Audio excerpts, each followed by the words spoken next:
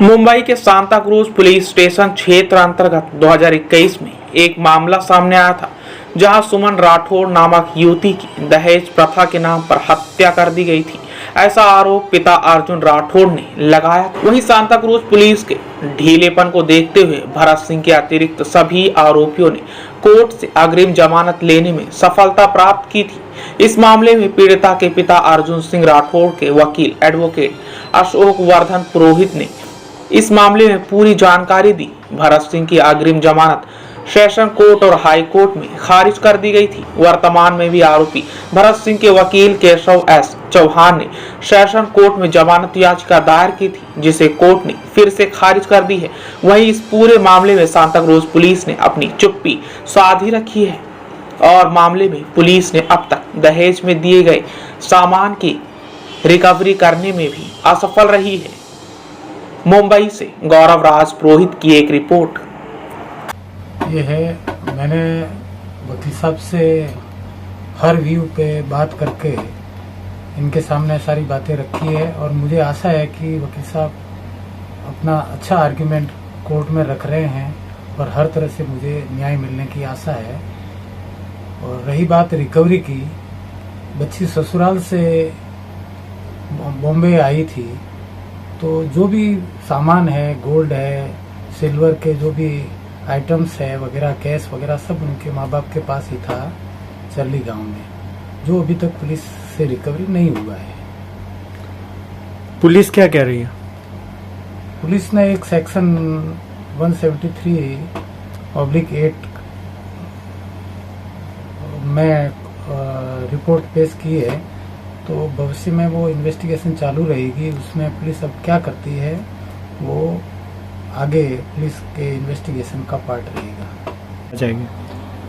देखिए, इसके अंदर हुआ ऐसा है कि स्टार्टिंग में जब उनकी डेथ हुई थी तो जो इन्वेस्टिगेशन स्टार्ट हुआ था उसके अंदर ऐसा लगा था कि देयर आर मैनी एस्पेक्ट्स जो कि बरोबर उन्होंने इन्वेस्टिगेट नहीं किए हैं।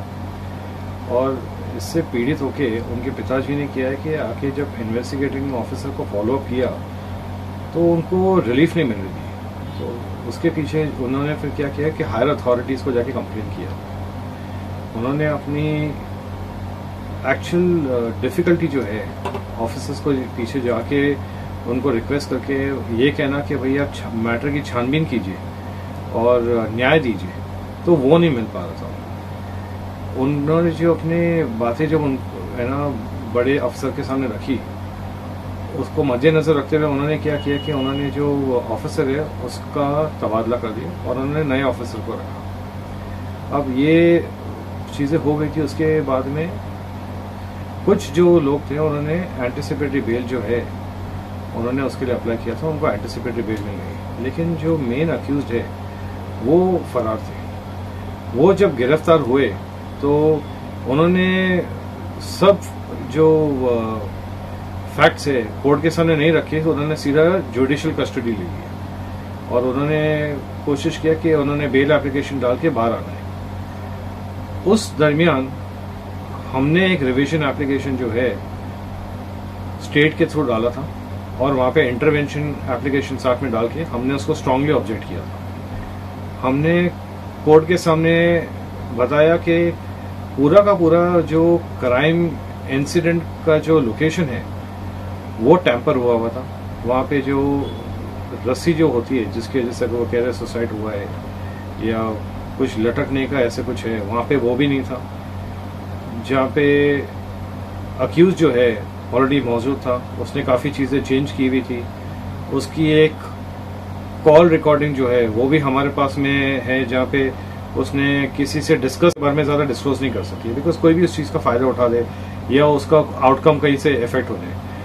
जहाँ तक उनको ट्रांसपेरेंसी रखनी चाहिए वो ये होनी चाहिए कि उनको ये रीअश्योरेंस देना चाहिए, भरोसा दिलाना चाहिए, ना सिर्फ कंप्लेनेंट को बट इसी बहाने एक मैसेज जाएगा सबको कि कानून के ऊपर भरोसा रखना चाहिए कि वो हर तरह से उनको जस्टिस दिलाएगा। और ये अभी जिस हिसाब से इन्वेस्टिगेशन चल रही है और उन्होंने जिस हिसाब से 173 सबसेक्शन 8 डाला है, उसका ये मतलब है कि वो इन्वेस्टिगेशन उन्होंने चालू रखी है, उन्होंने पूरी इन्वेस्टिगेशन बंद नहीं की है। उन्होंने चार्जशीट जरूर डाली है एक टाइम बाउंड मैनर के अंदर, क्योंकि वो एक रिक्वायरमेंट है, कंप्लायंस है। नहीं तो फिर अक्यूज यूजुअली ऐसे सिचुएशन में वो एक डिफॉल्ट बेल के लिए अप्लाई करते हैं कि अगर आपने अपनी चार्जशीट नहीं डाली तो अपनी चार्जशीट डाल के उन्होंने अपनी रिक्वायरमेंट पूरी की। बट जहां तक 173 सबसेक्शन 8 ये है कि वो इसके अलावा भी छानबीन करे, क्योंकि अभी रिकवरी बाकी है। और अगर आगे जाके भी बाकी जो अक्यूज है अगर कोऑपरेट नहीं करते और वो जिस हिसाब से इनडायरेक्टली इन्फ्लुएंस करने की कोशिश करें कंप्लेनेंट को और दबाव डालने की कोशिश करें कि केस वापस ले लो, तो अगर वो ये सब हरकतें अपनी बंद नहीं करेंगे तो फिर एक एप्लीकेशन डाल के उनकी बेल जो है वो भी कैंसिल कराने के लिए सरकार मांग कर सकती है। और हमको उनका सपोर्ट करना पड़ेगा और हमको उनकी बेल कैंसिल करा के उनको जेल में ही रखना पड़ेगा, क्योंकि वो कानून को पूरे तय नतीजे पे पहुंचने को हर तरह से वो रुकावटें डाल रहे हैं। सर, विक्टिम को सांताक्रूज पुलिस की कार्यशैली पर थोड़ा सा संदेह है क्योंकि पुलिस कोऑपरेट नहीं कर रही है, तो क्या ये किस क्राइम ब्रांच को ट्रांसफर हो सकता है? देखिए, उसके लिए यूजुअली ऐसा होता है कि आपके पास में स्ट्रांग रीजन चाहिए कि कोई मैटर को ट्रांसफर करना है। आज कोई ट्रांसफर एक इन्वेस्टिगेटिंग एजेंसी से दूसरी इन्वेस्टिगेटिंग एजेंसी को अगर भेजना है तो आपको उसको जस्टिफाई करना पड़ेगा कि आपको क्यों भेजना है। आज अगर हाईकोर्ट भी ऐसे इन्वेस्टिगेशन किसी दूसरी एजेंसी को या दूसरे पुलिस स्टेशन को ट्रांसफर करेगी, स्टार्टिंग में जिस हिसाब से इस केस के अंदर हुआ था कि ऑफिसर इसके अंदर जिस हिसाब से काम करना चाहिए वो नहीं कर रहे थे, बट आगे जाके जब उनको लगा कि एक जरूरत पड़ गई है कि एक ज्यादा जिम्मेदार ऑफिसर वहां पे रखे तो उन्होंने उसको किया है। अब अगर अक्यूज इसके अंदर जो है सपोर्ट नहीं कर रहे हैं इन्वेस्टिगेटिंग ऑफिसर का, तो वो इन्वेस्टिगेटिंग ऑफिसर के ऊपर है कि वो आगे जाके रिकवरी कैसे कराए या क्या इन्फॉर्मेशन लगाए या कितना वो मैन पावर यूज करें। अगर उनको मैन पावर की कमी हो रही है इसकी वजह से वो नहीं कर पा रहे तो वो उनको जस्टिफाई करना पड़ेगा। बट अगर कहीं पे भी ऐसा लगा कि उनकी तरफ से इंसाफ दिलाने में थोड़ी लापरवाही हो रही है तो फिर हम जरूर वहां पे एप्लीकेशन डाल सकते हैं, हमें अर्जी डाल सकते हैं रेड पिटीशन के थ्रू, और हम कोर्ट को बोल सकते हैं हाई कोर्ट के अंदर कि हमें जो इन्वेस्टिगेटिंग अथॉरिटीज जो ऑफिसर जो हैं उसके ऊपर से हमें लग रहा है कि हम जितना सपोर्ट हमको मिलना चाहिए न्याय मिलने के लिए हमको नहीं मिल रहा है, और इसके लिए एक इंडिपेंडेंट इन्वेस्टिगेटिंग एजेंसी को मैटर ट्रांसफर कर देना चाहिए।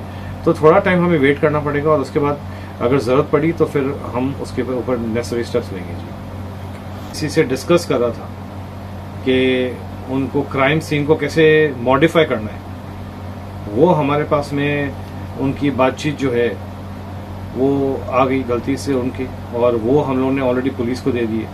तो ये सब चीज़ों को ध्यान रखते हुए कोर्ट ने उनको वापस जुडिशियल कस्टडी से पुलिस कस्टडी में डाल दिया। उसके बाद में उन्होंने वापस से बेल के लिए ट्राई किया है, हम लोगों ने इंटरवीन किया है, और इंटरवीन करने के बाद में हमने जब फैक्ट्स वापस कोर्ट के सामने रखे तो कोर्ट को निस्संदेह ये लगा कि यहाँ पे उन्होंने ऐसा कुछ किया है जहाँ पे किसी की डेथ हुई है बड़े सस्पिशियस सर्कमस्टांसेस के अंदर। जो अक्यूज्ड है उनके एडवोकेट ने रिप्रेजेंटेशन दिया था हाई कोर्ट के सामने भी, और वहां पे भी उन्होंने उनको गुमराह करने की कोशिश की थी, जहां पे उन्होंने ये बोला था कि कोर्ट के पास में समय नहीं है हमारी एप्लीकेशन सुनने के लिए। जब हाई कोर्ट के जज ने उनको वापस बुला के पूछा कि आपने ऐसे क्यों बोला है, तो उनके पास में कोई जवाब नहीं था। उन्होंने हाई कोर्ट के सामने माफी मांगी है, ये की ये चीज उन्होंने हाई कोर्ट के ऑर्डर में भी रिकॉर्ड किया है, और उनके वकील के हिसाब से सब लोग गलत हैं, पुलिस वाले गलत हैं, जो कंप्लेनेंट है वो गलत है, और विक्टिम ने खुद ने अपनी जान ली है, और उनकी कोई भी गलती नहीं है। तो कोर्ट ये बात मानने को तैयार नहीं है, कानून ये मानने को तैयार नहीं है। जो फैक्ट्स है काफी स्ट्रांग है, और इसकी वजह से हमारा यही कोशिश है कि हम सब फैक्ट्स कोर्ट के सामने रखें, और उसकी वजह से उनकी बेल बार बार रिजेक्ट हो रही है। अब इन्वेस्टिगेटिंग ऑफिसर ने यह भी किया है कि उन्होंने 173 सबसेक्शन 8 की एक एप्लीकेशन भी डाली हुई है साथ में। उसका मतलब ये है कि इन्वेस्टिगेशन ऑनगोइंग है, क्योंकि वो कोऑपरेट नहीं कर रहे इन्वेस्टिगेशन के सामने। इन्वेस्टिगेटिंग ऑफिसर्स उनको बुला रहे हैं तो जो लोग बेल पे हैं वो भी सपोर्ट नहीं कर रहे हैं, और वो कुछ बात बता भी नहीं रहे। इसके अंदर लड़की के गहने थे वो भी उन्हीं के पास में है, काफी कुछ इन्फॉर्मेशन है वो भी उनके पास में है, तो वो उनका पूरा डिस्क्लोजर नहीं आ रहा है। और अगर वो इन्वेस्टिगेशन खुली रहेगी तो फिर एडिशनल चार्जशीट भी फाइल हो सकती है। तो ऐसी बात है सर, इस मामले में पुलिस पूरी तरीके से चुप्पी साधी हुई है, पुलिस कुछ भी बताने को तैयार नहीं है। 3 से 4 बार विक्टिम के पिता के साथ पुलिस गई पर अब तक रिकवरी नहीं हुई है। इस पर आप क्या कहना चाहेंगे, इस पर कोर्ट में आप क्या तथ्य रखना चाहेंगे? देखिए, रिकवरी की जहाँ पे बात होती है वहाँ पे ये होती है कि वो तो इन्वेस्टिगेशन का पार्ट है। जहाँ पे पुलिस इसके बारे में ज़्यादा नहीं बात कर रही है, उसके अंदर यूजुअली ऐसा होता है कि पुलिस कभी कोई ऑनगोइंग इन्वेस्टिगेशन होती है तो उसके बारे में ज़्यादा डिस्क्लोज नहीं कर सकती है, बिकॉज कोई भी उस चीज़ का फ़ायदा उठा दे